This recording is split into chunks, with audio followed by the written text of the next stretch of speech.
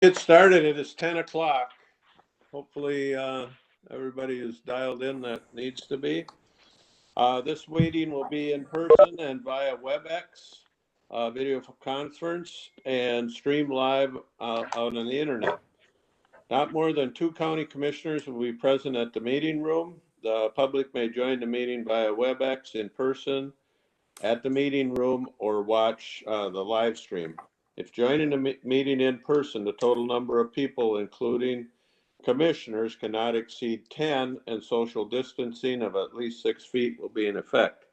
The governor of the state of Minnesota has issued Executive Order 20-01 declaring a peacetime emergency and coordinating Minnesota's strategy to protect Minnesotans from COVID-19. On March 24th, 2020, the Pine County Board of Commissioners declared a local emergency for Pine County. Based on these conditions, the chair of the Pine County Board of Commissioners has determined that the requirements of Minnesota Statute 13D.021 Subdivision 1 have been met, and it is not practical or prudent for all members of the county board to meet in person. The public is invited to join the meeting in person or remotely, and it lists the phone numbers, and it's all available on our Pine County website. We will now call the meeting to order and rise for the pledge.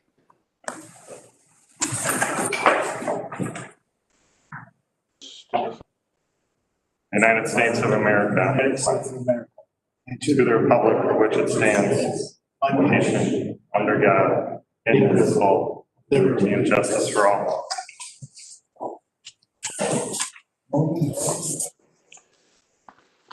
Okay, I see Matt and John and Josh. Steve Chafee on. Yes, I see Steve Chafee. So the board is all here. Public forum, is there anybody from the public that wishes to speak? If you do, limit your comments to 3 minutes.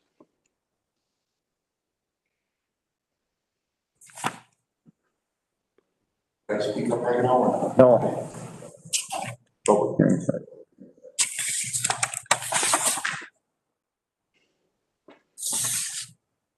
Okay, I hear nobody. We'll move on to adopting the agenda. Any additions or corrections? Mr. Chair, we have a correction to a regular agenda item 3B, authorizing the public land sale. Parcels 11 and 12 should be subject to the agricultural lease A-1-20. And then if we could add a letter of support for the Mille Lacs Bank, or excuse me, for Mille Lacs Corporate Ventures grant application for a broadband feasibility study, if we could add that to 8A. And then we have just learned that the state of Minnesota is planning to close the Willow River Prison. And so I'm wondering if commissioners would want to have that under commissioners update, any discussion on that.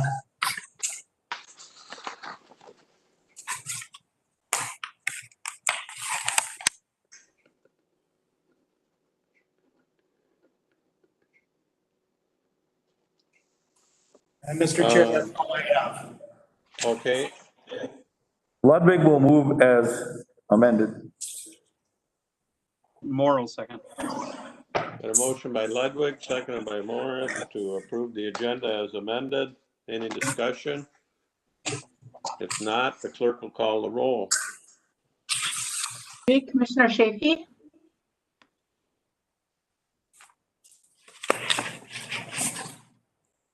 Commissioner Chafee?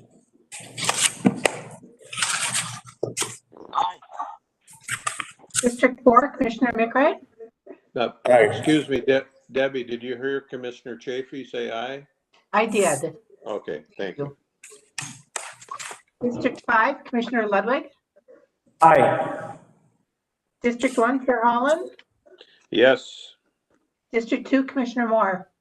Aye. Thank you. All right, we'll move on to the minutes of the board reports and correspondence. The Pine County Housing Redevelopment Authority, regular meeting of May 27th and June 24th. The Pine County Surveyor's monthly report for July 20. Mr. Chair, Yes? I think you skipped the minutes. Yes, I'm noticing that. And the minutes of, The board. yeah, let's go back to approve the minutes. I got too overzealous in checking off what we're doing here. July 21st, 2020 County Board minutes and summary for publication. Thanks, Matt. Moore will move them. McRow, second. Got a motion by Moore, second by Mickret to approve the board minutes from the July 21st. Any discussion? If not, clerk will call the roll. District 4, Commissioner McRae. Aye. District 5, Commissioner Ludwig. Aye. District 1, Chair Holland. Yes. District 2, Commissioner Moore. Aye. District 3, Commissioner Shafee. Aye. Thank you. Okay, now we'll do the minutes of the board and correspondence for the housing, HRA, and the Pine County Surveyor monthly report. Chafee moves that. McRow, second. A motion by Chafee, second by Mickret to approve those reports. Any discussion? If not, the clerk will call the roll. District 5, Commissioner Ludwig. Aye. District 1, Chair Holland. Yes. District 2, Commissioner Moore. Aye. District 3, Commissioner Shafee. Aye. District 4, Commissioner McRae. Aye. Thank you. Okay, we'll move on to approval of the consent items. Commissioner Ludwig will move.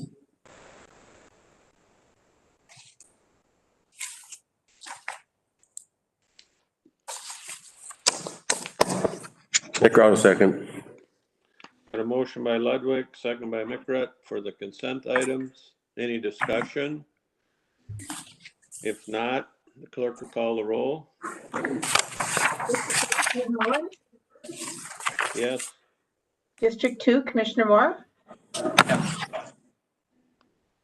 District 3, Commissioner Shafee. Aye. District 4, Commissioner McRae. Aye. District 5, Commissioner Ludwig.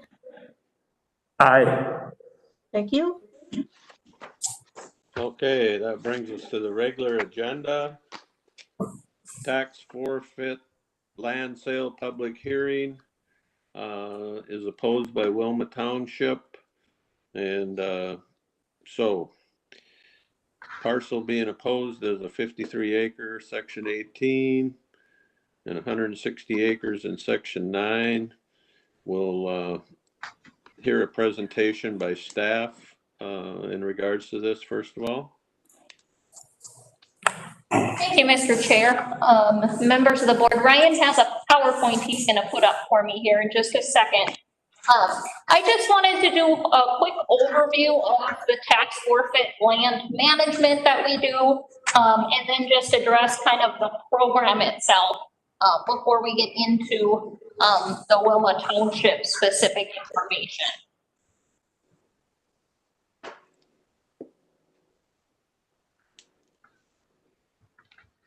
All right, do I have a clicker, Ryan, or are you gonna advance it? I'll do it. Super, sounds good.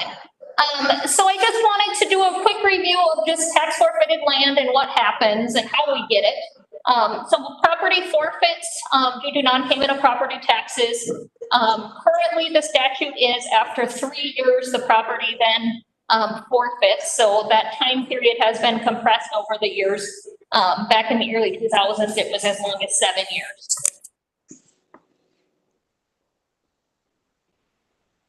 Oh, Sorry. can you guys hear me? We're just gonna. Yep. Okay, so when a property forfeits for non-payment of property taxes, the title actually reverts to the state of Minnesota in trust for the local taxing jurisdictions. So that's in trust for the county, the school district, the township, or city. The lands are managed by the county though, so we've got Greg in the room, the land commissioner. And he's our county forester as well, so he manages the lands, while they're in the state's ownership. Currently, there's approximately nearly 42,000 acres of tax forfeit land in Pine County. And while the properties are in that status, they do not pay property taxes. We do get a PILT or a payment in lieu, for these properties. And so the county receives $2 an acre, PILT, payment in lieu every year for that. Of that, 10% has to be transferred to the townships or cities. So the townships and cities get 20 cents an acre. And I've got some slides further in that shows how that compares to property taxes. County and forfeit land management. So Greg operates under 4 principles. He operates under sustainable forestry practices. So currently Joe is working through the timber inventory to make a really good plan for laying out when we need to harvest and things like that. He looks at timber production and sales. That's a good revenue source for the county, the schools, and the townships. We look at it for recreational use. So we do have some recreational use, such as hunting and four-wheeling on some of our lands.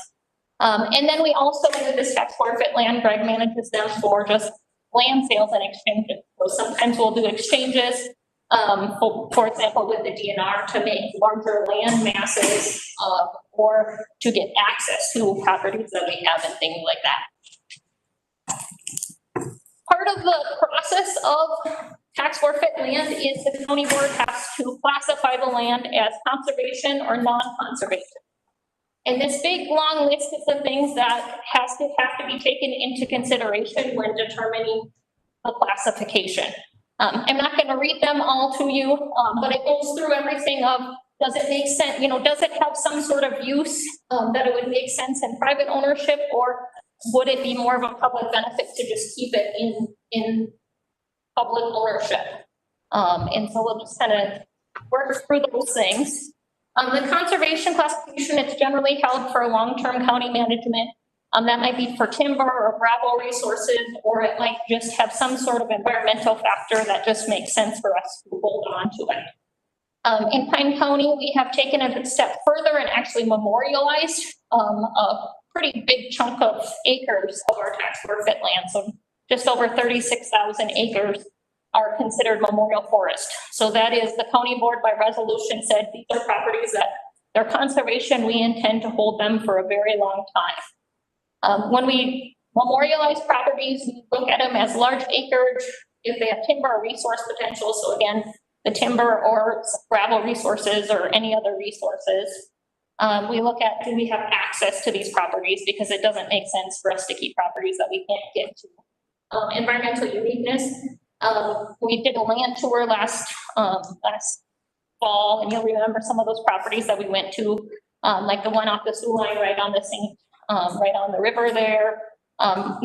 There's different properties that make sense for us to keep. And then just public recreational value. Is there some sort of resource here that the public is benefiting from having that in tax forfeit land status? And then non-conservation classification, those are generally properties that we identify that they're more short-term properties. There's not any reason that the county over a very long time needs to keep them. They don't generally meet the criteria listed under memorial forest.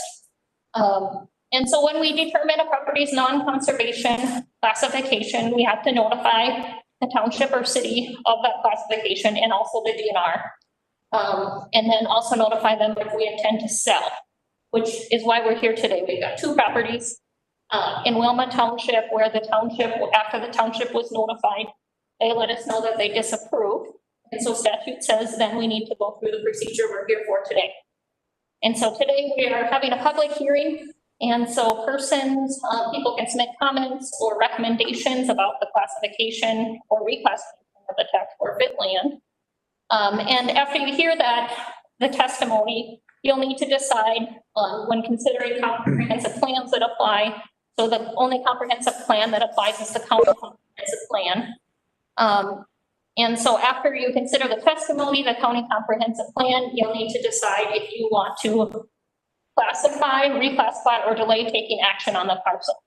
So currently, we have a resolution that says their intention is to classify these parcels as non-conservation and sell them. So you will need to make a decision today of if you want to do that. Or do you want to reclassify them back to conservation, or do you just not want to do anything today? These are pictures of the properties in question. So this is 53 acres in section 18 of Wilma Township. Just to give you a little bit of footings of where you are. On the north side of the road is Duxbury Road. Kind of about a half a mile to the west is Crooked Lake Road of this. And then there's a little easement road, Dollar Lake Road on the east of the property. The bigger parcel is 48 acres. Am I right, Greg? I think so. The bigger parcel is 48 acres, and then the smaller parcel, which is really just the access parcel, is an additional 5 acres. And then the second parcel in question is this one here in the aqua color. It's 160 acres in section 9. Just to a quarter mile to the west is Tamarack River Road, you can see. And this parcel actually went through a public hearing just like this back on July 15, 2014, and via County Board Resolution 2014-04. The County Board at that time had decided to move ahead with classifying this parcel as non-conservation.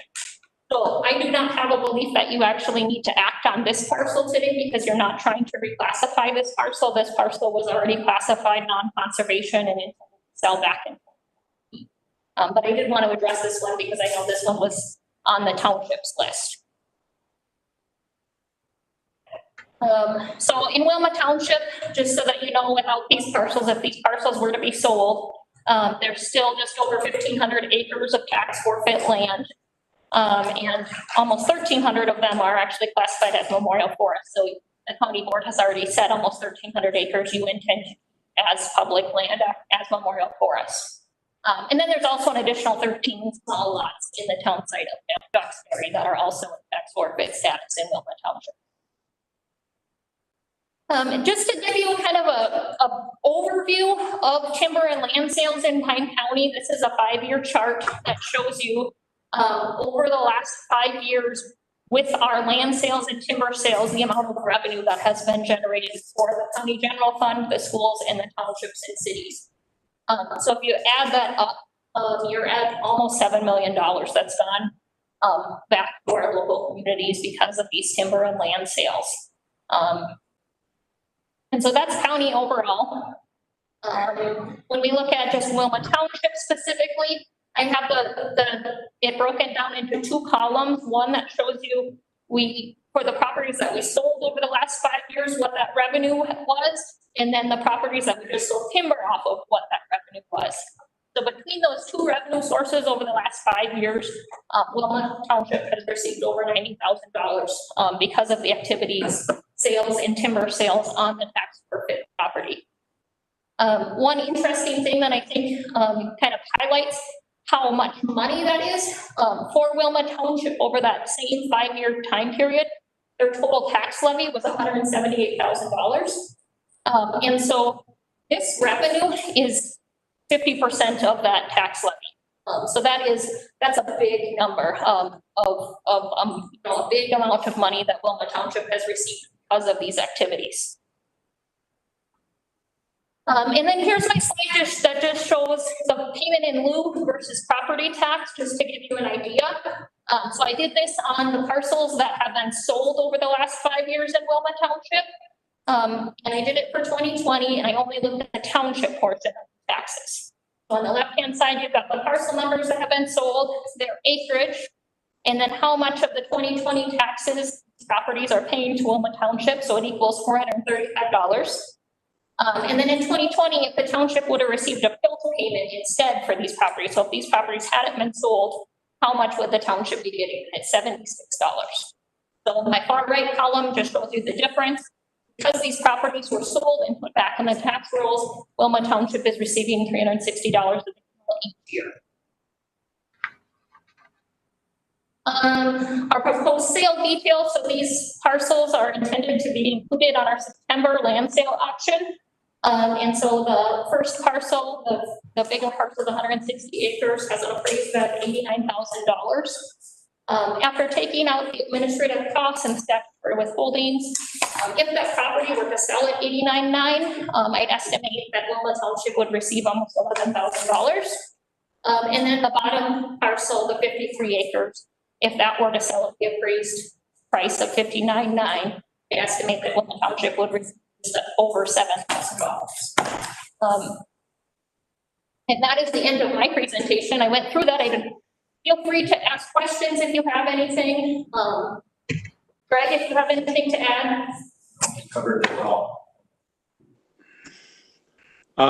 Kelly, I do have a question. If a township or a city where the property is says, we would like that property for our own use, can we make a deal with them for purchase of that or donate it to them, or how does that work, or do they just have to buy it at the land auction? So they can do it one of two ways. So they could request to just purchase it. And at that point, Greg, you can jump in let's have Greg. Greg, come up here and answer that question. You do have an example of that Right. within a township. With the DNR, legal thing is, township did acquire some land from the county. I can't hear that answer. Okay. Greg's coming up to fill that all in. Okay. Oh, morning. Yeah, what you're asking, Steve, is what's called a conveyance. And part of the process of selling or classifying the properties as non-conservation / we're thinking of selling the grant to the township or the city, and they approve it, but they can do what's called a request the property for a conveyance. Not every property qualifies. There's two ways you can do that. One, which is the value of the property.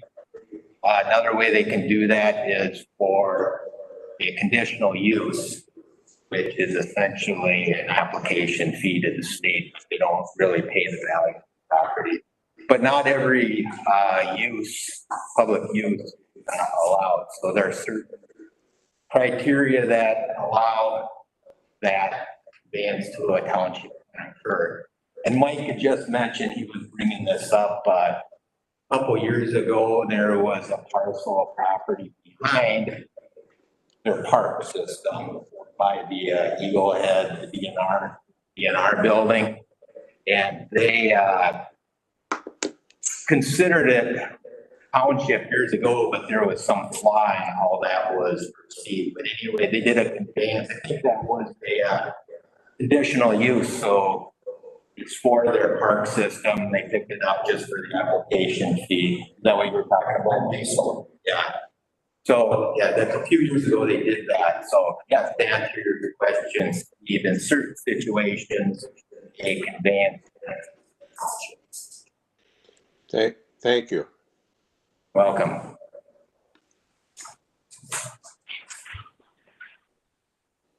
Mr. Chair? Yes. I'm really having a hard time hearing Kelly and Greg. I really didn't get, could you kind of give an overview of what he just said? Because I couldn't make it out at all. Well, Greg said, I'll try to paraphrase here. There are some ways that a city or a township can convey the property from the tax forfeit into their own hands. For instance, if they wanted to make a park, and I know Greg didn't say this, but I know part of my question, I think, was in cities sometimes there's a lot that goes tax forfeit, and somebody like Habitat for Humanity says, we will build a house on that lot, but we can't pay anything for the lot. So the city will get that conveyed to them and they will donate it to Habitat. If I'm wrong on that Kelly or Greg let me know, but I think that's kind of how it works. So in a situation like this, Steve, then these properties wouldn't qualify for that? I don't believe they have been classified in any one of those situations so that township could make a case to have that conveyed to them. Am I correct? Correct. So at this point, the township could choose to take that as an option that they would like to either purchase the property or have it on one of those conveyances, those conditional conveyances for certain uses. But they could, let's say those 15 lots that are in Duxbury, they could take 3 or 4 of those lots and say, we're going to put some housing there. And they could draw up a plan that says, we're gonna develop some housing, correct? Sure, go for it, Greg.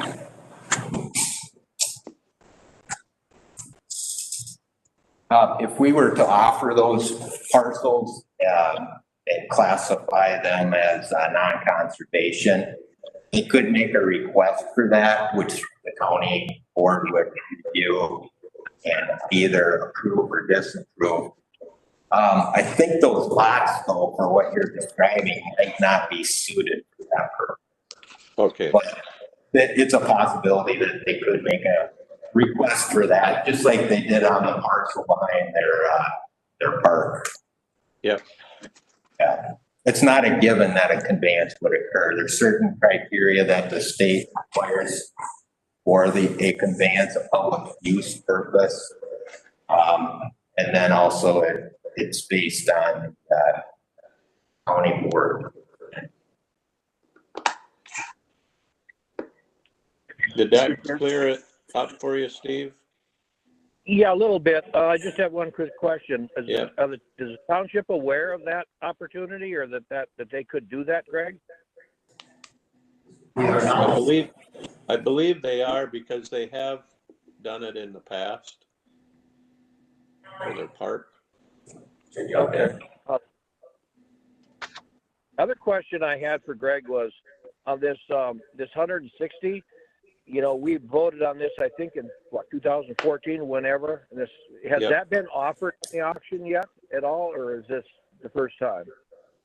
This will be the first year that it's offered.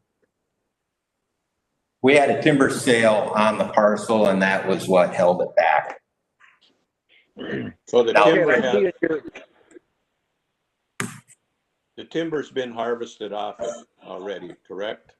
Yes, that's correct. It was finished last year, so this year we're offering the parcel for sale. Yep. And I was going to ask that because I see on when I was looking in here, it said $30,000 worth of timber, but that's already been harvested then. No, there still is timber on the property. We did a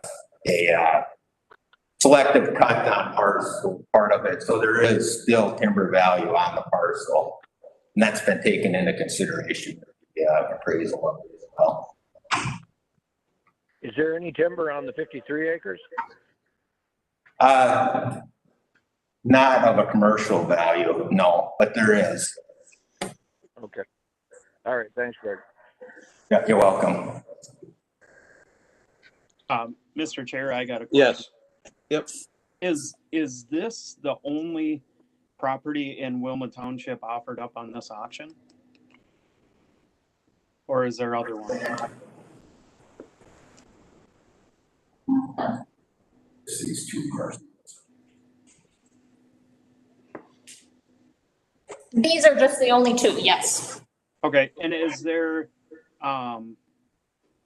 what is the reasoning that they don't want us to sell it?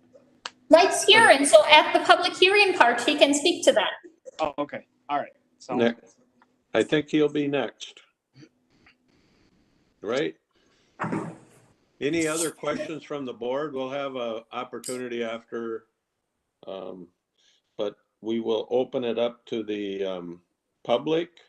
And I understand there's somebody from Wilma Township there that wants to speak.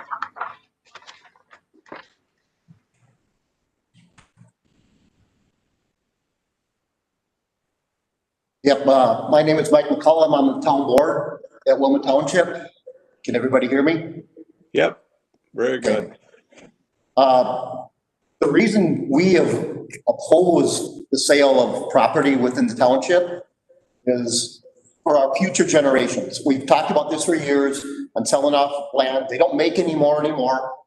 And our people within the township have voted over the years for us to be on the board, and they want to see things stay the same it is right now for the public to be able to use some of this land. That's why we've, opposed some of these sales. I know Greg's done a good job putting some stuff into conservation parcels and different things. We appreciate that an awful lot. But once we sell these pieces off, they're gone. They can never be used again by the public. One family or one person or whatever it might be able to use it. The smaller parcel acreage along Dollar Lake Road has been used by the public for, my grandma and grandpa, and before that, picked blueberries there. It's probably one of the better blueberry patches in our area. I know that's irrelevant to the town board to a point, or the county board, but seeing that stuff go, it's gone forever. And that's why they asked me on our meeting night, to come and speak about that parcel right there. Our opinion is we hate to see anything go because it is gone forever. You guys as grandkids or great grandkids will never be able to go on that piece of property again. That other 160 acres, I believe it is back there. The reason we opposed that at one time, I know it's not up for issue right now, is because it's a landlocked piece. We've gotten in some hassles with stuff that got sold that was landlocked in the past. And our township didn't want to have to get into legal problems dealing with that. That's kind of why we said no when we were asked about that before. I knew you guys have pushed it forward. It is going to go up for sale. We're concerned with when somebody buys it, if it isn't one of the adjoining landowners, that we're going to have a hassle. It's a big swamp there that they're going to have to cross to build a road into it. And so it's wetlands. And we're just afraid that the township is going to get stuck with some attorney fees and stuff trying to fight that. I know whoever buys it is responsible for attorney fees go in and out of there and stuff with the road right away, but we still get stuck in the middle of this. It's happened before. So that's what we have to say from Wilma Township Board anyway. I'm just here to speak for the people. Thank you. Any questions? Mike, can you just stay there a second in case we have some questions for you? I really Absolutely. appreciate you coming, explaining it.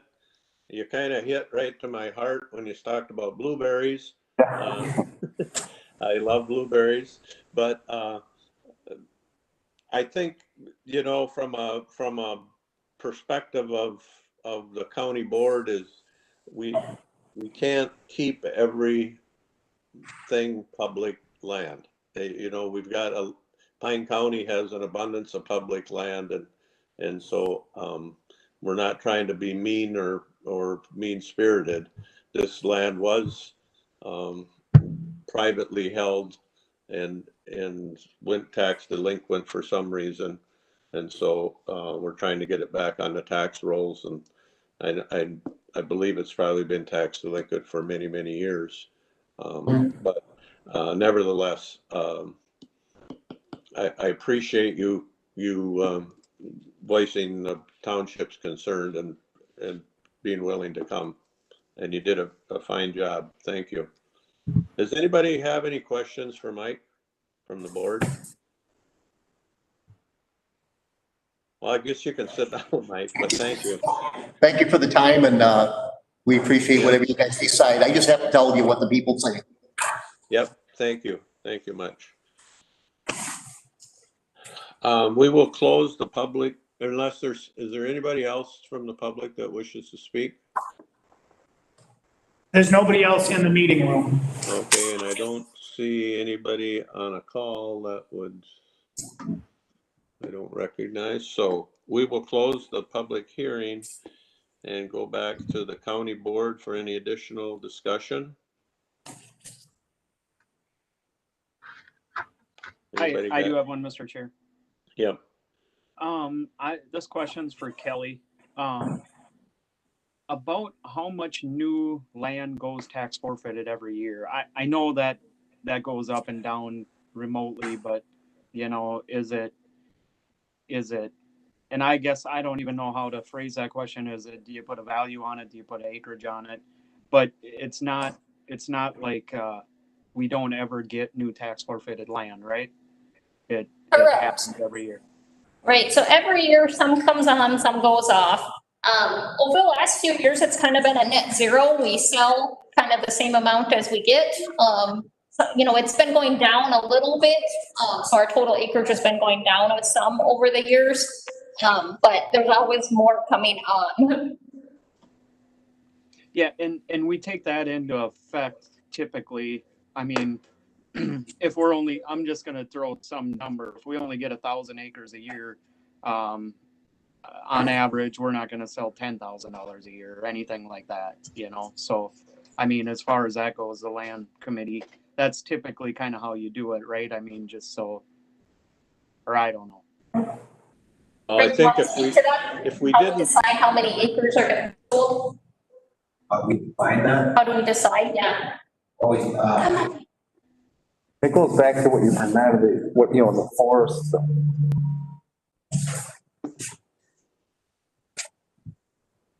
the what, Matt? I lost you. Greg is gonna talk. Oh, okay. yeah. Can you hear me? Yep. Well, how we've determined, what we sell on the tax forfeited properties on an annual basis is, and we have the properties that we have that are non-memorialized. And, we're coming somewhat to the end of the sales of those, but we determined years ago that there were certain parcels that we've had long-term and that we would sell approximately 800 to 1,000 acres of those properties every year. And we're coming to the end of those. The other parcels are the recent forfeitures. Unfortunately, you know, we do get properties back from the private people on an annual basis, and that varies. But typically most, if not all of those, we offer for sale on our annual auction after they go through the process of, that we're legally required to do.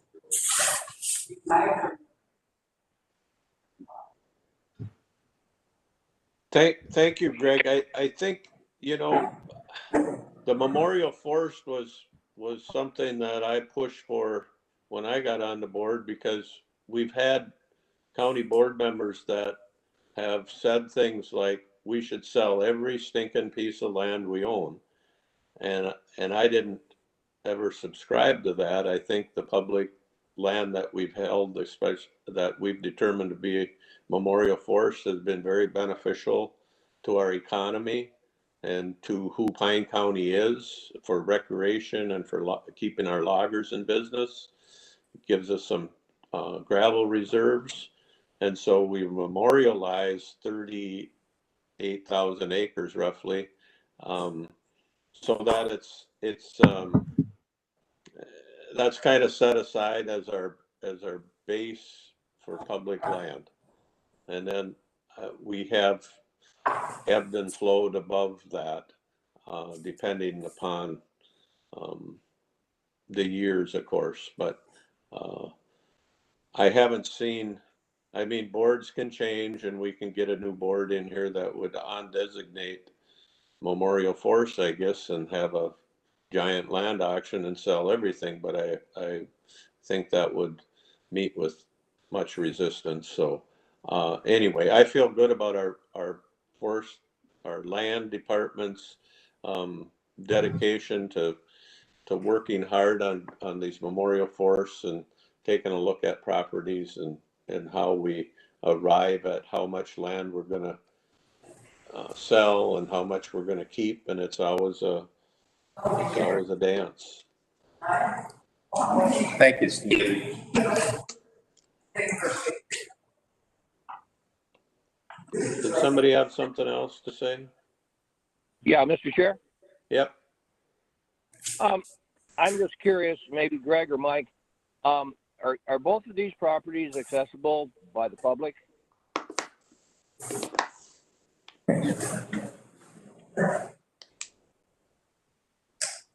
The 160 acres is landlocked. It's not available for public use. Private lands are, you have to cross private lands to it. Another parcel, the 53-acre parcel along Dollar Lake, that is accessible to the public.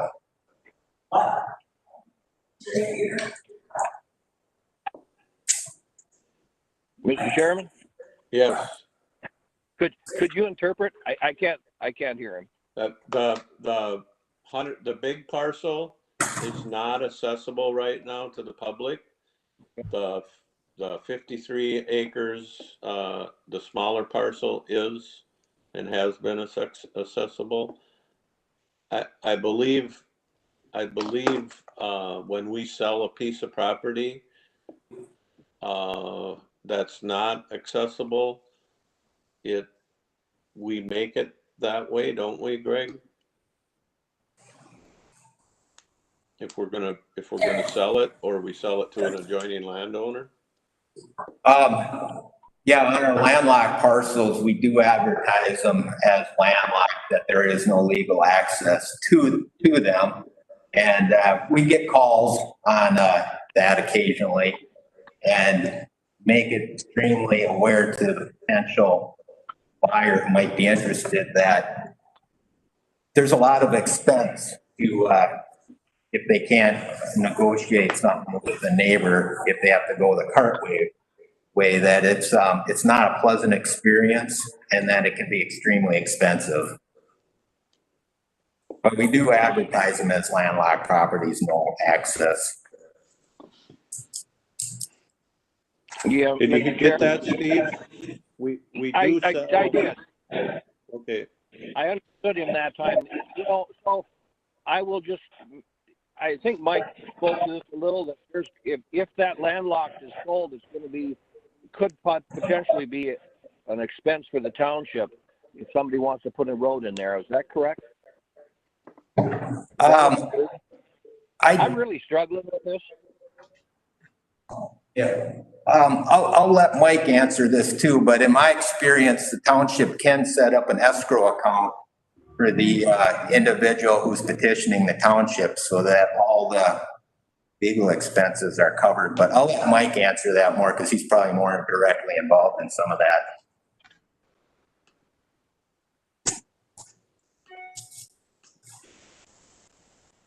Yes, I don't know if that specifically really makes the township responsible for anything. I think we'd have to talk to our Matt's attorney on that one. But I do know we go through a lot of hassle and contacting the attorneys and have them get involved when these people start complaining about they're not getting along with their neighbor on where that line's gonna be and stuff like that. So I don't think there's an expense actually, other than our time and stuff like that. It wouldn't cost us like $10,000 to the township to help put that road in, but it's the legal part of it and the hassles. You guys understand what hassles come with land stuff. And hopefully, if they put it up for sale, I'd love to see it be offered to the adjacent landowners first, even for, I hate to say it, but for a 10% discount or something. I just threw that out off the top of my head. If they got it, then we don't have to deal with the hassles at all. If one of the adjacent landowners bought it and there's 3 adjacent landowners. So I know that's just no opinion. I'm just thinking out loud, but we're not technically responsible. It's the legal battle that comes into play. Thanks, Mike. I caught that. I understand that. So will this be offered to adjacent landowners, Greg? I already was there. State law requires that we offer it at public auction, and the adjoining landowners are notified that we are offering the parcel. I do believe that the neighbor to the south and partially to the west is interested in it. And there's a possibility that a neighbor to the north is also interested in the parcel. On our landlocked parcels, it's, I just want to elaborate a little bit on that, but the expense can be quite huge on it because, as Mike mentioned, it is a hassle for the townships. It's not a pleasant experience quite often for anybody, but the petitioner is responsible for purchasing the property from the person that is having the cartway across. The township also will charge for their attorney fees. They'll also, and the township can also, well, most, from what I understand, will have an escrow account set up, so the petitioner needs to put money into this. The township can also require a survey so that when the road is put in, the cartway or driveway or road, whatever you want to call it, is put in, that it is put in where it's supposed to be. So the petitioner is responsible for a survey. They're responsible for the township's attorney fees, purchasing of the land, and then what they get is a piece of paper, basically, that says that they have legal access to their property. And then they still need to build the road. So, I mean, we can be talking like $20,000, you know, to go a quarter mile. So it's not a cheap venture by any means. And then also, it is public because the township is in the, basically a condemnation of the township, which is why it's not a pleasant experience to do. But it's a public park, so anybody can go down, and on occasion, the township can allow the petitioner to gate it, but that's my understanding of a cartway. And then also, I think I might have brought this up, but legally, we have to offer it at public auction. So we can't just, unfortunately, allow an adjoining landowner to buy it. We're bound by state law to offer it at auction. What some property we can do to adjoining landowners only? Yeah, well, the question arises, is there a process that we can allow sale to an adjoining landowner only? And there is state law that allows that, but it's for what's called non-conforming lots, and they're typically very small lots in town, you know, a little sliver of property that nobody can really do anything, can't build with on it or all. And those are typically just offered to an adjoining landowner to be attached to their property. Another situation might be where there is 10 acres that was split off years ago, you know, half mile with no access. With today's zoning laws, you cannot do that. So under a situation like that, state law allows us to offer it to adjoining landowners only. But those are for just what they consider non-small, non-conforming, irregular shaped lots.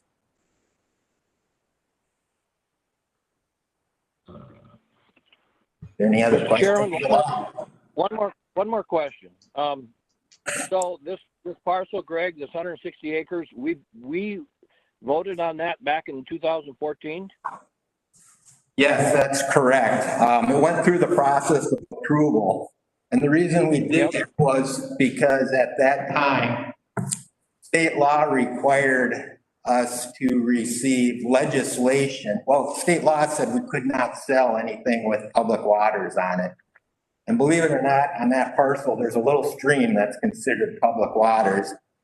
So in anticipating selling that property, we needed to get legislation approved to sell that because state law said that we couldn't because of the public waters. So part of the process of getting legislation prior to that was to go through the process of classifying the property and then also, you know, the county board approving that and then having the township review it, as well as the state for the sale of it. So we went through all that process on that parcel.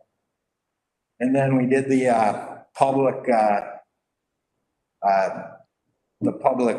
meeting like we're having today on the parcel.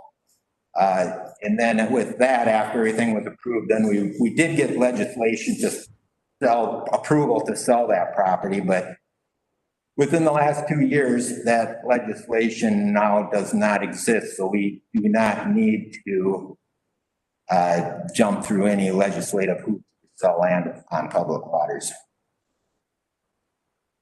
So does that 160 have to be on the agenda today? What is that? Does that 160 have to be voted on again today? Can we separate those two? Because I'm struggling with this a lot. 53 acres is available to the public.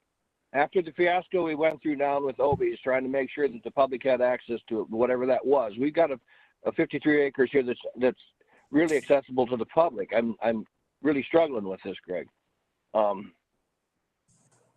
Isn't that what we want? Well, the parcels are, if I can understand what your question was, the parcels are somewhat segregated, if that's what you want to call it. The 160 acres we approved in 2014, that went through the process. That one is approved for sale. Wilmot Township just wanted to state that they still were in disagreement of that, even though it was approved in 2014. The 53 acre parcel, it's a small parcel. It does not fit into the 3 out of those 5 criteria that Kelly had mentioned why we have memorial forest lands. It did not meet any 3 criteria, those in any, did not really meet any 3 of the 5 criteria, so we did not memorialize it. Thought it was best to be put into private ownership through the sale. Also, the interesting thing about that parcel was prior, I don't have the information in front of me, but Kelly was showing that there was 48 acres and then a 5 acre parcel along Dollar Lake Road. And originally, the access would have been off of the county road to the north, which is mostly swamp. So the actual, to legally get onto the property without crossing private land would have had to go on top of county road to the north. The 5 acres that borders Dollar Lake, we paid $5,000 a few years ago to purchase that so that it made access onto the tax forfeited land not an issue, no questions, not confrontational. I mean, people didn't have to trespass on private land to get to that. And the idea was when we did that was that first we could have a timber sale on the property with the best access off of Dollar Lake. And then we also purchased that 5 acres with the intention that someday we wanted to sell the property, which allowed decent access on. So this is a 53 acre pot you're talking about? Correct, yeah. It's actually 2 parcels. The previous 48 acre tax forfeited parcel and then a 5 acre parcel we purchased to get better access to it. Okay, thanks. So, but the resolution we're going to consider today is to classification of the non-conservation, which is the 53 acre parcel, correct? Correct. Yeah, I think you're reaffirming your decision back in February of resolution 2020-10. So unless my question is, do we really have to pass a resolution reaffirming a resolution that we already made? Is that a question Reese needs to answer, or David, or I don't know. I'll let Kelly answer that. Okay. So it's not a new resolution you're gonna be passing today. It's just a decision of, do you want to go forward with the resolution you already passed, 2020-10, classifying this property as non-conservation, or do you want to reverse course on that? That's my question, Kelly. If we've already voted on something, unless we're voting to pull it off the sale, do we need to do we need to vote on it? Do we Yes. need we do need to Yes. say, this is, yes, we did mean to do it? Right, you need to revote on it because after you did that resolution, then there was opposition that came up. And so the statute says after the opposition comes Oh. up, we have to have this public hearing and the county board needs to redecide if that's really what you want to do after hearing the testimony. Okay, I was confused about that, so now I'm less confused, I think. That makes one of us. Any more questions from the board? Discussion? If not, Actually, Mr. Chair, I do. yep, So, like, let's just say this 160 acres. yep, That is landlocked. There's a good chance that if one of the adjacent landowners don't buy it, it won't sell either. I mean, exactly. that's huge. another thing where you got to kind of look at this, I think it's happened more than we realize, Josh. The adjacent landowners go to the sale. They're using the land for nothing right now. Yeah. And they sit there and they are probably willing to bid on it if you or I were, or if somebody else starts bidding. Yeah. But if nobody's going to bid, why would they spend their money to buy the land that they're already using for nothing? Mm-hmm. And so then it goes as an on-sale item and it goes on and on, until somebody finally says, hey, I want that land for myself. And I'm all for the public land stuff. I think we all are, but if it's not public essentially right now, it's public for a few landowners and that's Right. it. We've been down this road. And We've been down this road before, and if it's public land, then it needs to be for the public. If it's not, then somebody privately needs to own it. Yep. And that's, I think, what the last one, and we were talking 1,000 acres last time, so it was worth it to push an access in there. Well, I don't think it would be worth it for us to make an access to 160 acres, which it is a large piece of property, but is it worth, trying to get access to it, I would think if one of the adjacent landowners would want it, perfect. I guess that's my 2 cents. Anybody else got anything? Yeah, Mr. Chair, I just like to say I kind of agree with Josh on the 160. It's unfortunate that we have to vote on both these together because I'm kind of torn. It's the 53 acres. If it's available to the public, why would we not just leave it? And that's kind of where I'm caught here on this thing. And we voted on the 160 acres before. I'm okay. It's landlocked. I totally understand that, and maybe one of the adjoining landowners will buy it, but we've got 53 acres that is available to the public. Why would we not leave it? It's just my thinking. I don't know. Mr. Chair, this is Dave Menke. If I can address Commissioner Chafee's question. I think it goes back to what Greg was referring to when he was speaking a little while ago about the priorities or the basis that the county board set out for classifying land as conservation, and that it would be held for long-term county management. It's large acreage, it has timber or resource potential, there's environmental uniqueness, and there's public recreational value.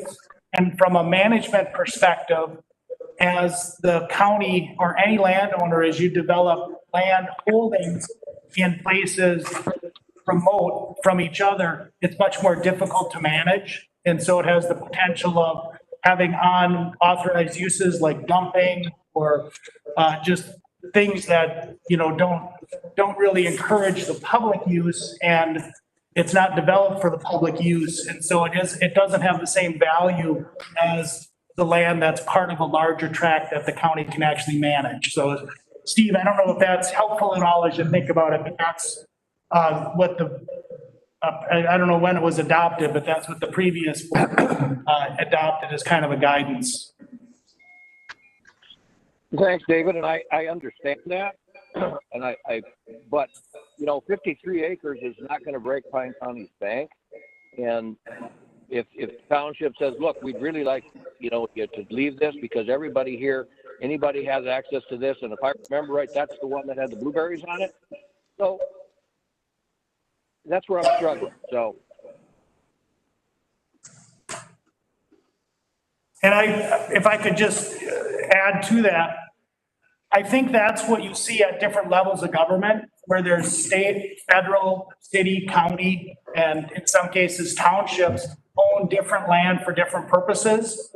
And so if there's a public value to it, there might be a public value to it that is maybe the township would want to consider ownership versus the county, versus whether, I mean, I guess if there's a value to the public, the conversation could be who should own and manage it as well. And it may not fit the county plan, but it might fit the township plan. And Mr. Chair, Yep. to Steve's, you know, I'm kind of there with you, Steve, a little bit too. But the one thing I'm trying to look at is as like a county as a whole, like what was said, the small tracts are much harder for us to manage, and maybe that is something the township, I mean, I would urge them if they, you know, it'd be a blueberry park or whatever type, you know, I wish there was a different way we could maybe do it with the township. But if this is the way, you know, so I don't think the county, you know, personally should get involved with trying to keep a small park, because 53 acres is that big enough for, you know, a couple of people to go shoot grouse maybe, but to deer hunt, probably not, to the adjacent landowners and that kind of stuff. I guess that's where I'm coming from. Okay. Yeah, thanks, Scott. I think we're at the Steve. point where we're gonna have to somebody is either gonna make a motion or not make a motion. And we're gonna move forward.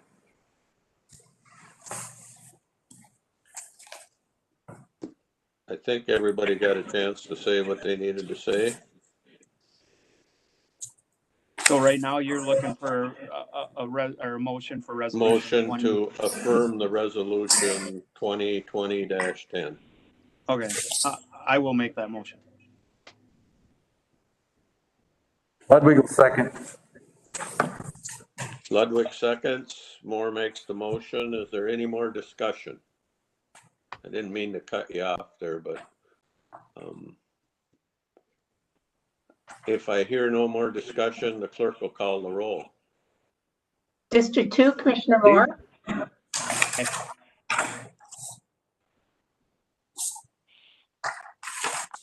District 3, Commissioner Shafee.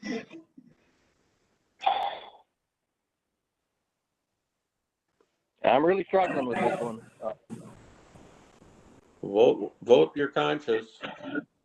I'd have to vote no then. District 4, Commissioner McRae. Aye. District 5, Commissioner Ludwig. Aye. District 1, Chair Holland. Yes. So the motion carries on a 4-1 vote. So thanks for the good discussion, everybody. Mike, thanks for being there and stating your case, and I appreciate your willingness to hang in there with us. So thank you. Introduction of new employee, Kelly.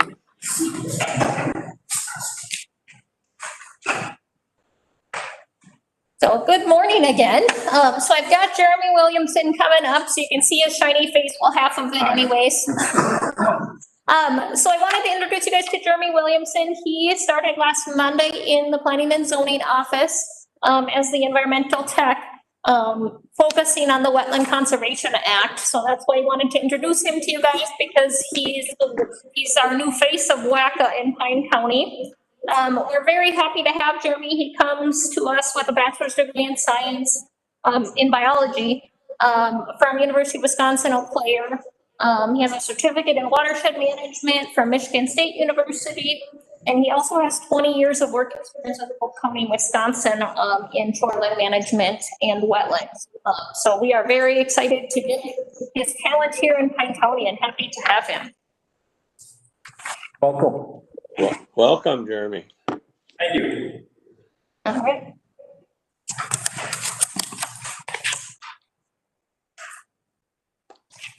We'll move on to the 2020 tax forfeited land and auction and sealed bid auction.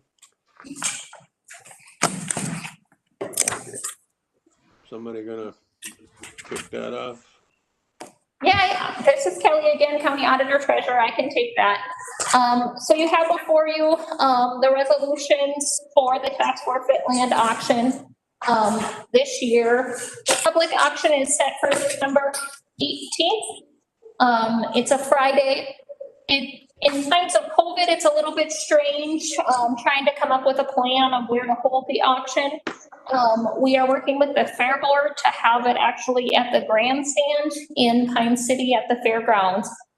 Because with the number of people that attend, that's obviously way more than 10 people in a room.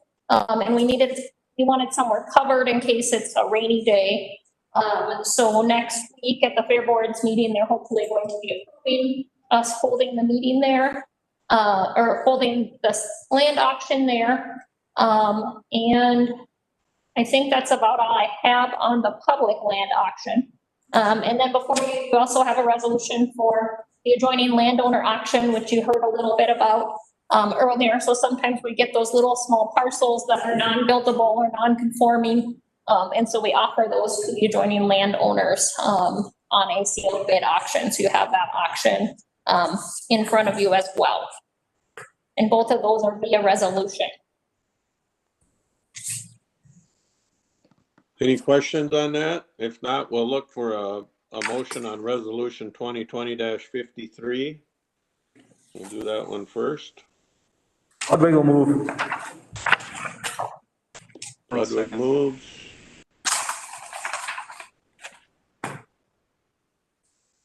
Do I hear a second? Moral second. Seconded by Moore. Any discussion?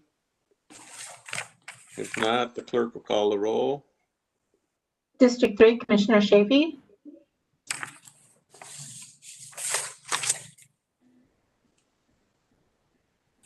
Commissioner Shafee. Aye, sorry, I was on mute. District 4, Commissioner Mikrit. Aye. District 5, Commissioner Ludwig. Aye. District 1, Chair Holland. Yes. District 2, Commissioner Moore. Aye. Thank you. That passes, and we'll consider the approval of resolution 2020-54. We need a motion for that.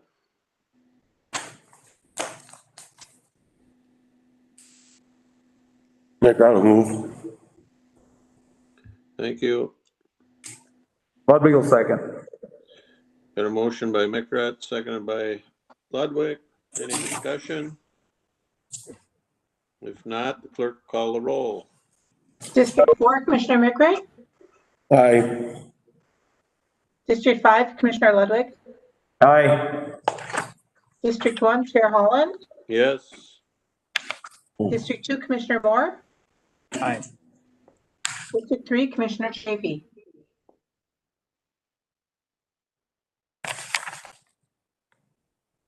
Commissioner Shafee. He's no longer on the call.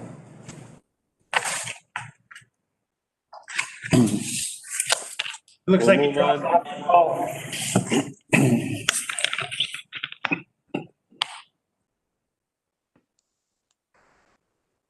We will move on to grant application for armor equipment. Somebody gonna say anything about that?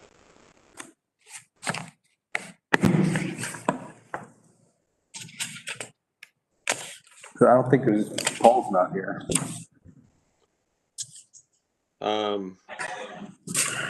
It's replacement equipment, the armor stuff that is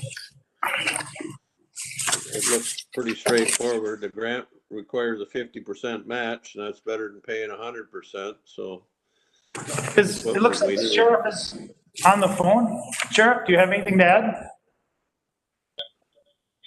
No?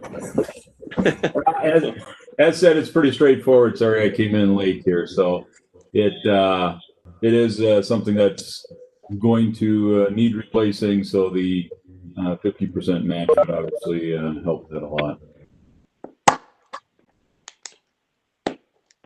We need a motion for resolution 2020-55. Moore will move it. Ludwig will second. A motion by Moore, second by Ludwig to approve resolution 2020-55. Any more discussion? If not, the clerk will call the roll. District 5, Commissioner Ludwig. Aye. District 1, Chair Holland. Yes. District 2, Commissioner Moore. Aye. District 3, Commissioner Shafi. Aye, I missed the last one because I lost you guys. Anyway, sorry about that. District 4, Commissioner Rickert. Aye. Thank you. We'll move on to 4A, letter of support for broadband for the Mille Lacs Band. David, do you want to add anything to that? Thank you, Mr. Chair. So the Mille Lacs Band Corporate Ventures is applying to USDA for a grant to fund a feasibility study for broadband. And they've asked for a letter of support. And I know broadband has been a topic that commissioners have been interested in before in promoting.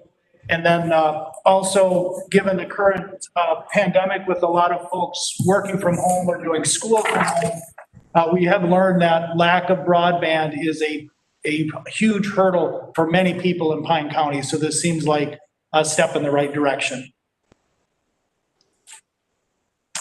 And so there, if you're agreeable, there is a draft letter that could be approved. Ludwig will move. McGrath second. Ludwig moves, Mickert seconds. Any discussion? If not, the clerk will call the roll. District 1, Chair Holland. Yes. District 2, Commissioner Moore. Aye. District 3, Commissioner Shafi. Aye. District 4, Commissioner Mickert. Aye. District 5, Commissioner Ludwig. Aye. Thank you. Deficient bridges. Mark, you're gonna tell us about that?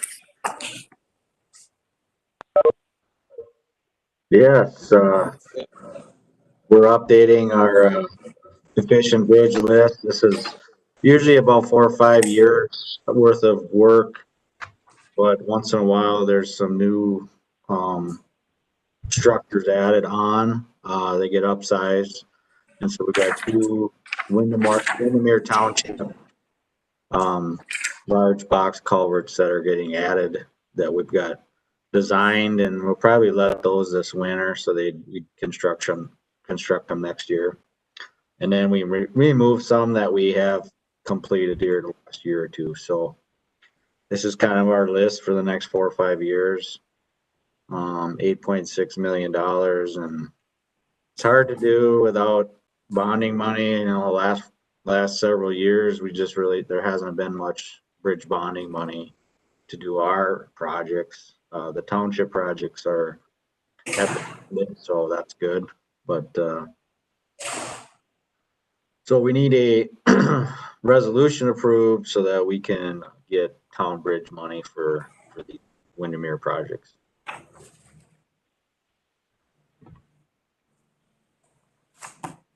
Ludwig will move it, Mr. Chair. McGrath second.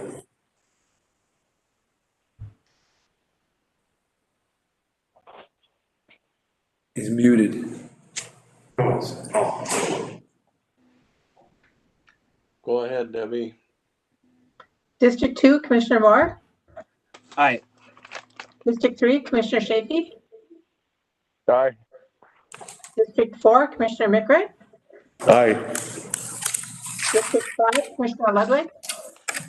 Aye, but I'd like to ask a question, Mr. Chair. Yep. So not to the vote, but Mark, when you do this, is there an advantage or is this a process you just have to do all the time, you know, just in the general maintenance of the bridges? Or do you create a list, does that open up funding?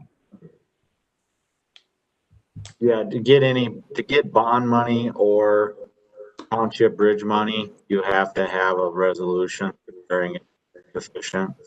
So process doesn't mean we can't add projects or do other projects, but it's just one of the things the state requires. The board declares them efficient. Okay, thank you.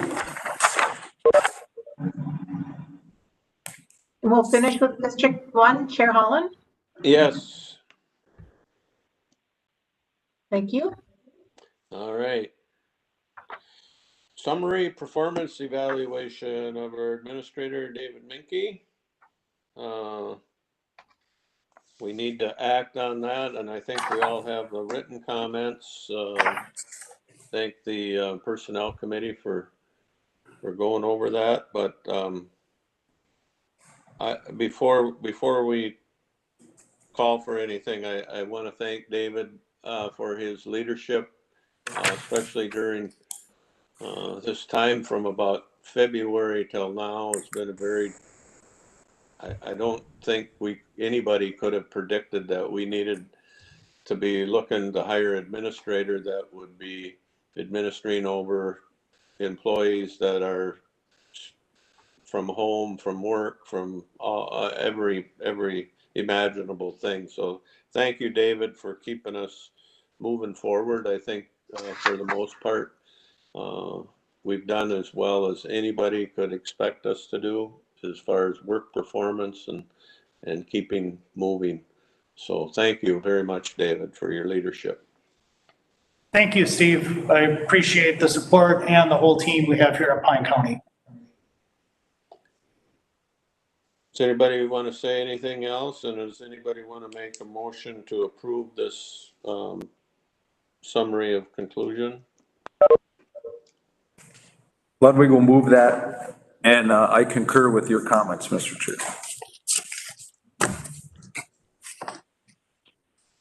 A moral second and same comments too. Thank you. Any discussion? If not, Commissioner, yes, go Dave, ahead. Yep. I just want to reiterate what you said. David's done a fantastic job for us, and we really appreciate him. I do. So thanks, David. Thank you, Steve. The clerk will call the roll. District 3, Commissioner Shapey. Aye. District 4, Commissioner McRae. Aye. District 5, Commissioner Ludwig. Aye. District 1, Chair Holland. Yes. District 2, Commissioner Moore. All right. We'll move on to the Corona response update. Sam, are you going to give us a little report? I sure can. So, there we go. It is still just kind of trucking along. We haven't had any huge uptick in cases, but we still get a couple, each one every day. So right now we're at 128 cases in Pine County. Overall in the state, we've seen the same we've been seeing for weeks now, where it's a slow, steady increase of cases and a slow, steady increase of new cases per day. So we're hovering around 600 to 800 per day, new cases. And across the U.S., the same trends we've been seeing for weeks now, where especially down south, we are just seeing these massive numbers of new cases every day that are concerning from a public health perspective. So we're trying to make sure that doesn't happen here. This really slow, steady increase is manageable and we can handle that. It's those huge influxes that we really don't want to be seeing. The big news out of public health right now for COVID is the school announcement that came out last week from the governor that is on the back end, behind the scenes, is a lot more complex than it initially sounds. But it starts with basically, we look at the data from 2 weeks for the county, and that's their starting point of a school district deciding what model do we implement for the schools. So right now, Pine County, the numbers that we have, the equation that they use looks like in person for all students, full-time. But then we're going to have to sit down with all the school districts and look at their capacity to implement all of the requirements the state has around reopening safely. So that has to do with everything from the ability to social distance, and do they have the staff capacity? Do they have the building capacity? The building capacity was a huge issue for city school districts down in the cities.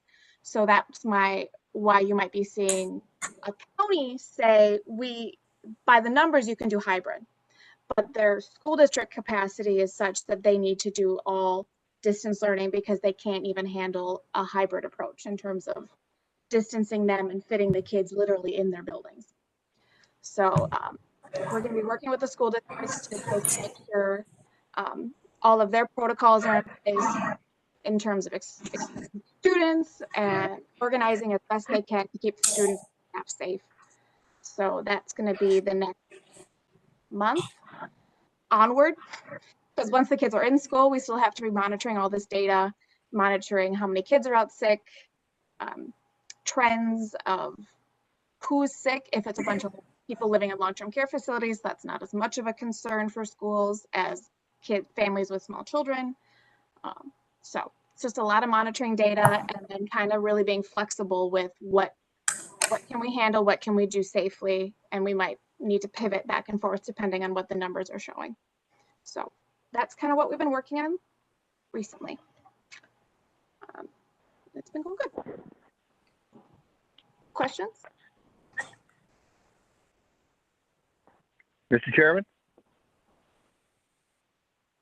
Mr. Chair? Yeah, go ahead. Oh, Samantha, do we know what the numbers are in Pine County for testing? Yep, I can get that. 2 seconds. Okay. I will find it. It's in my weekly report that actually gives out data of number of tests per county. Okay. We are at around 3,000 per 10,000. Oh, what's that? Cumulative, we're at 3,000 tests per 10,000. So that's around 9,000 tests. Okay, well, that's pretty good. Okay, thank you. Yep. CARES Act funding distribution update. How's that going, David? Mr. Chair, members of the board, so at the last meeting, you identified some large general pots of money. We've been proceeding with that. So on the food assistance, we have rolled that out with Family Pathways and Second Harvest. And there is actually a food distribution today as the first one of the 16 that they are planning.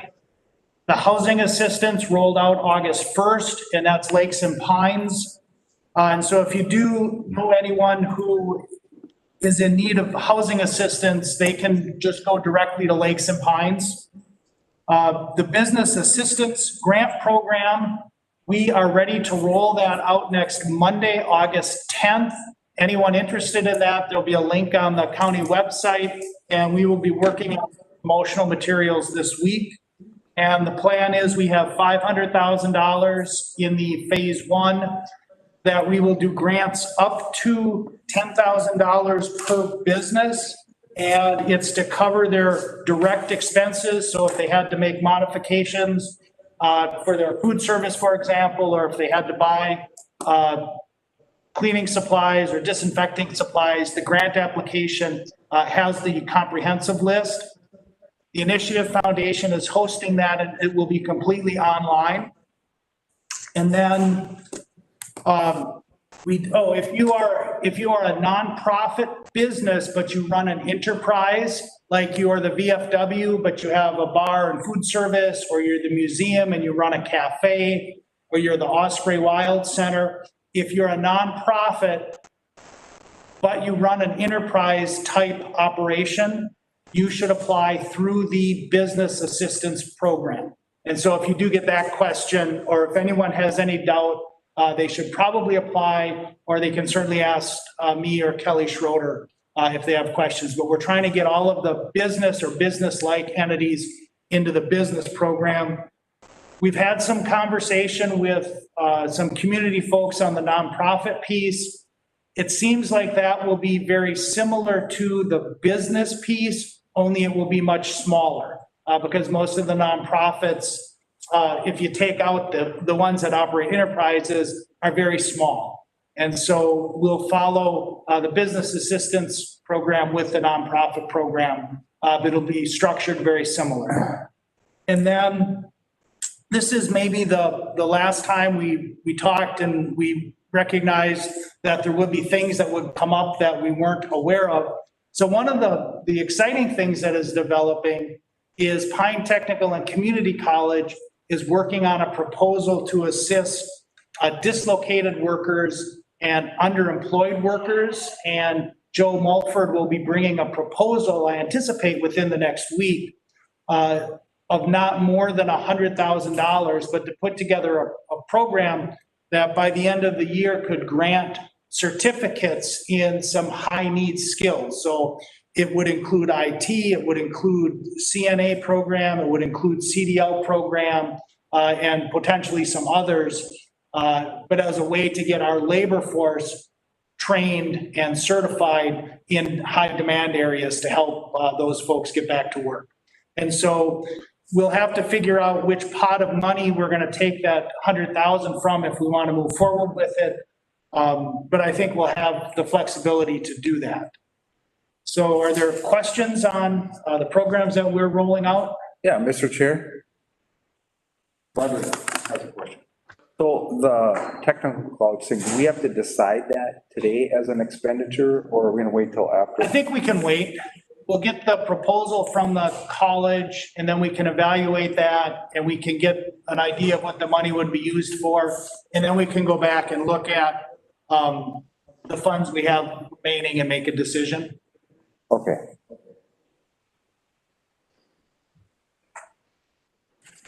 Any other questions? Anybody got any other updates we need to know about on the COVID stuff?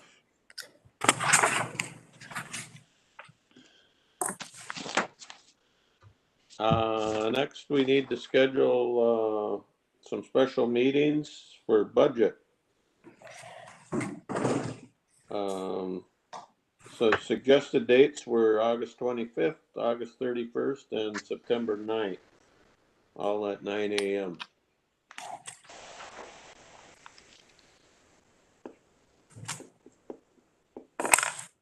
And I assume, David, they would all be call-in meetings? Yes, if that would be, I think that would be the preference. And for the presenters, we have told them that they would be present by a video, and so they're planning for that. Okay. I may or may not be in some campground right alongside of some trout stream in Montana, but I'll make sure I have reception, and that'd be for the September meeting. Mr. Chair, was that were you pointing out that we all should meet you there then? Yeah, we can social distance. Count me in. I don't. Do you need a resolution? Do we need to make a motion on that, David, or do we just? Sure, if you wanted to do that, that would enshrine it. Okay. Moore will move it. Ludwig will second. Any discussion? If not, clerk will take the roll. District 4, Commissioner Mickret. Aye. District 5, Commissioner Ludwig. Aye. District 1, Chair Holland. Yes. District 2, Commissioner Moore. Aye. District 3, Commissioner Chafee. Aye. Thank you. We'll move on to commissioner updates. Looks like Rush Line Task Force, did you meet, John? Yep, I sat in that one. Had a couple of action items, approved our work plan and budget for the year. Also approved the insurance renewal, all the county contributions. Had a presentation there from a gal from Minnesota Department of Transportation.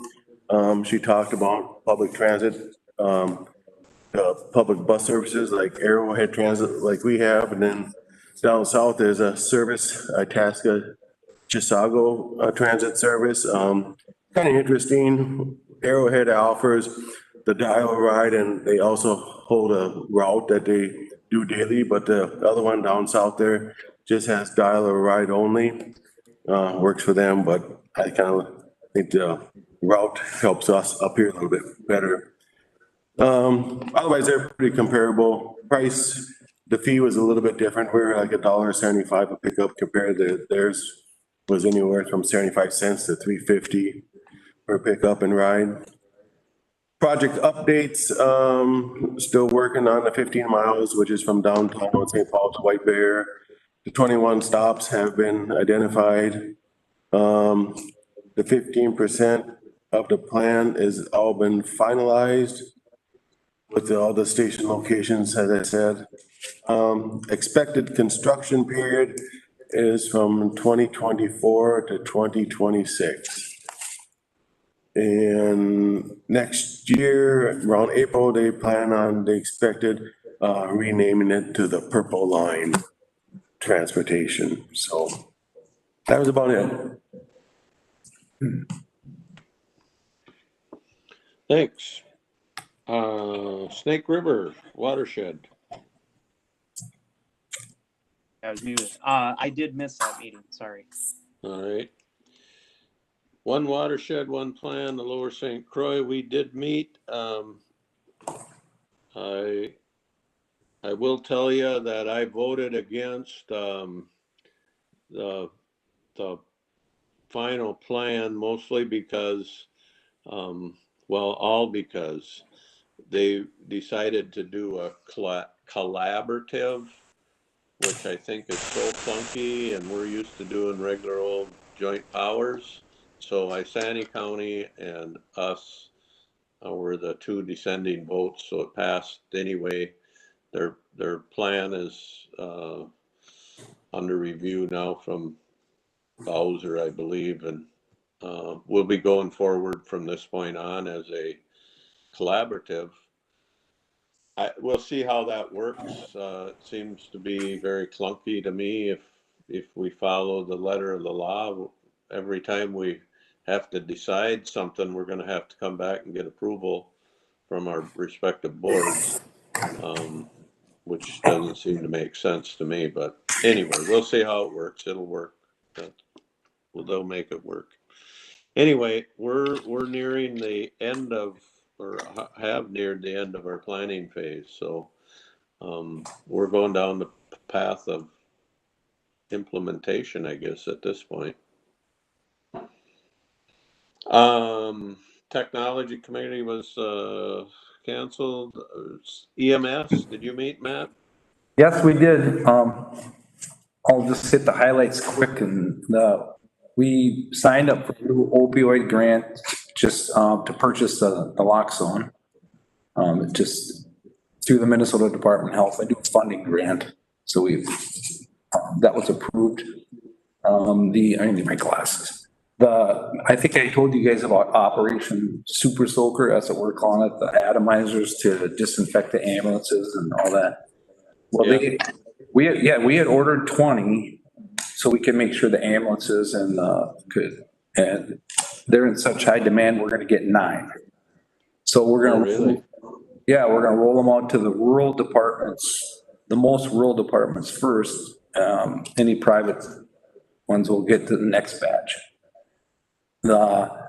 And we had an extended discussion with our doctor who was there, Dr. Mari Thomas, that on not the naloxone, the 2 milligram versus 4 milligram doses. And and what happens there is if you have the officers are dealing with it or whoever, the first responders, a 2 milligram will wake them up, and then but sometimes they're still life-saving issues that you have to, but if you give them 4 milligrams, they kind of wake up sober and in withdrawal and are a handful to handle. So that's an ongoing debate at all times, but I think we are going to stay with our standard dose at this time of two. So I think that's about it on main points. So thanks. Thanks. Under other, last night I got a notification from Terry, and then I got some other emails that the prison camp in Willow River is going to be closed by Department of Corrections. Yep. I would encourage everyone to reach out to their legislative contacts, and I understand they have to cut money. But, you know, and 50 jobs doesn't seem like a lot of jobs probably to some counties, but to Pine County, it's a huge deal. That program they have going up there, they say it's going to take off and go someplace else, and maybe Terry can speak to that. But you know, they run a good program, and it's unfortunate that we get caught in the middle of this, but I think it's indicative of underfunding corrections forever. And now when you're underfunded already and now you got to cut money, it's really cuts into the meat. So Terry, do you have anything to add? Good morning, Mr. Chair. I would just add that to your point, Willow River is one of the prisons where you get the most programming. The incarceration program, which most would call it boot camp, but it's not just boot camp. Boot camps have been shown to not be successful in terms of recidivism, but because there's encompasses heavier programming and evidence-based practices, it works. It's one of the examples around the country.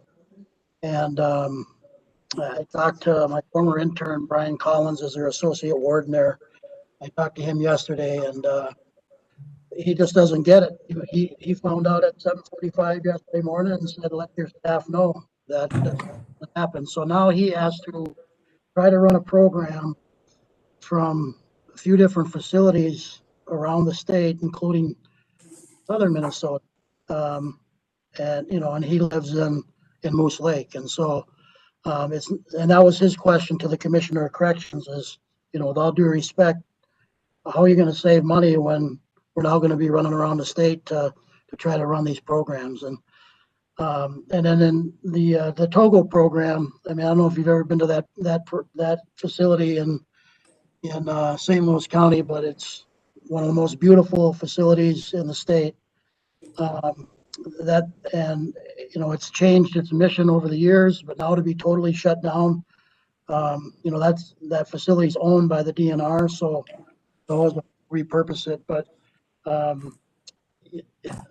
look at this as it's all short-sighted, and they're going to have long-term ramifications. But when you're trying to rehabilitate offenders into the community, closing 2 minimum security prisons is not the way to go. Thank you, Terry. That gives me some thoughts to put into my little note that I'm sending to our legislators. But I think it's there's a lot of implications here, and one, it's most of those people are there didn't grow up in Pine County. They probably won't get released back into Pine County, but we're doing a great programming is coming out of there. and it is 50 jobs, well-paying jobs that we can't afford to lose in our county. So I encourage everybody to contact their legislative people.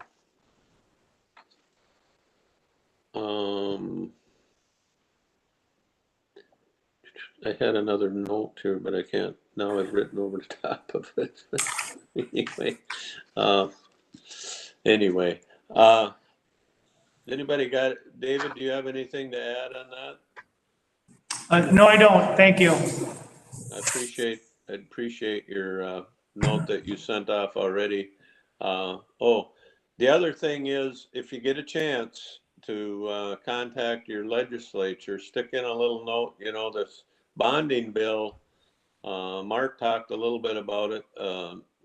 You know, to just keep kicking that bonding bill and hold that hostage over something else that they want just seems unconscionable to me. And we need this for Pine County. We need it for the state of Minnesota. And maybe there's a chance that when they get ever serious about negotiating a bonding bill, we could get part of that Munger Trail back in there. So please encourage your legislators, our legislators, to consider that.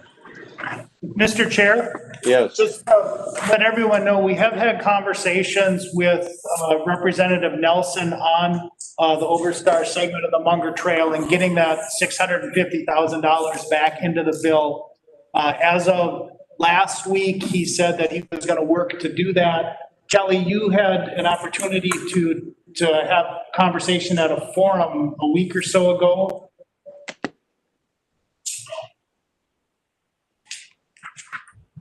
Right, that is correct. And so he was working with the chair of the committee to see about getting that back in.